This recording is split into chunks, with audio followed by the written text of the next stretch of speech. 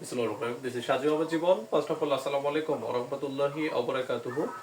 আমরা হচ্ছে এর আগে সমাসের দুটো লেকচার লিখছিলাম বেসিকের ক্ষেত্রে। পার্ট 1 এ পড়াইছিলাম হচ্ছে অরিন কপে পূর্ব পরে আলোচনা ছিল, যেখানে 8টা তথ্য পড়াইছিলাম, আর 2 নম্বরে আমরা পড়াইছিলাম সমাসের প্রতিটি 5টি। ঠিক আছে, আজকে আমরা সমাসের হচ্ছে ক্লাসিফিকেশন বা প্রকার বা কাইন্ডস নিয়ে আসবো বা টাইপস নিয়ে আসবো। ঠিক আছে, তো সমাসের প্রকার এখানে আমি তিনটা স্টেপের মাধ্যমে আমরা ভাগ করছি। সেটা হচ্ছে যে সমাস প্রধানত হলো 6 প্রকার। প্রধানত কয় প্রকার? 6 প্রকার। কিন্তু যদি বলে মূলত হচ্ছে কিন্তু 4 প্রকার। আবার কিছু অপ্রধান সমাস আছে যেগুলোর আমরা নাম জানতে হবে। হ্যাঁ, তো সমাস যে প্রধানত 6 প্রকার সেগুলো কি কি? প্রথমটা হচ্ছে দ্বন্দ্ব সমাস। দ্বন্দ্ব সমাস। 2 নম্বরটা হচ্ছে যে দ্বিগু সমাস। দ্বন্দ্ব দ্বিগু।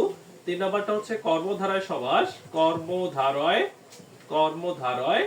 তারপর 4 নম্বরটা হচ্ছে যে 4 নম্বরটা হচ্ছে তৎপুরুষ সমাস। তৎপুরুষ। তারপর হচ্ছে যে 5 নম্বরটা হচ্ছে অবৈভাব সমাস। অবৈভাব।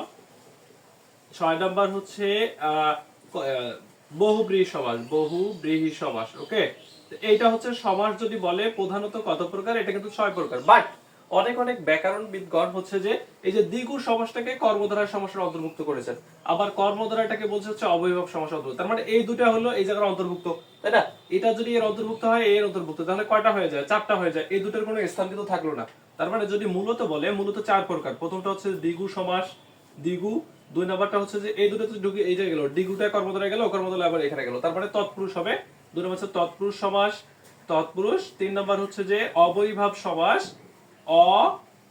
অবৈভাব সমাস। আচ্ছা, 4 নম্বরটা হলো বহুব্রীহি সমাস। এটা হলো মূলত যদি বলে সেটা হচ্ছে 4 প্রকার। আচ্ছা, অপ্রধান কিছু সমাস আছে যেগুলোর নাম আমাদের জানতে হবে। প্রাদি, নিত্য ও লোক। প্রাদি,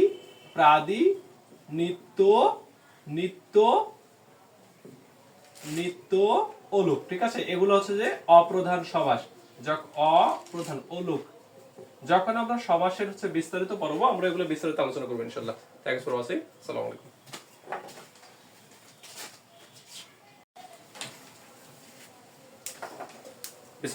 দিস ইজ সাজু আমার জীবন। ফার্স্ট অফ অল আসসালামু আলাইকুম ওয়া রাহমাতুল্লাহি ওয়া বারাকাতুহু। আমরা প্রিভিয়াস ক্লাসে সমাসের পার্ট 1 বেসিক আলোচনা করছিলাম, যেখানে একটা শর্টকাট দিছিলাম অরিন কবে পূর্ব পরে আলোচিত ছিল।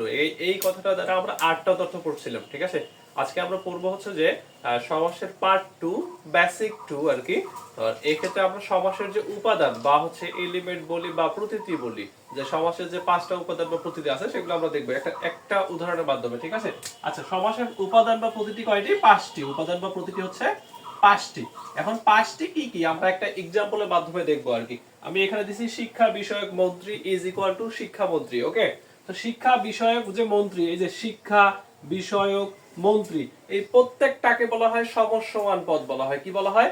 সমস্যমান পদ। প্রত্যেকটাকে কি বলা হয়? সমস্যমান পদ। তার মানে সমাসের প্রথম প্রতীকটি কি পাই আমরা? সমস্যমান পদ পাই।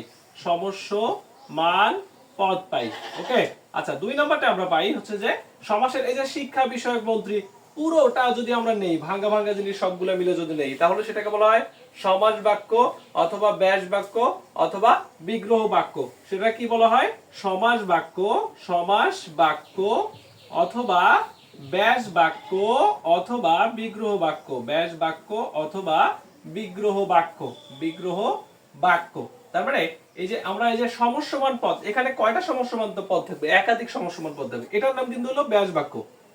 এটার নাম হচ্ছে ব্যাস বাক্য। তার মানে ব্যাস বাক্য বা সমাস বাক্য, বিগ্রহ বাক্য, এগুলোর মধ্যে সমস্যমান পদ করে থাকবে, একাধিক সমস্যমান পদ থাকবে। একাধিক সমস্যমান পদ মিলে হবে সমস্যমান পদ।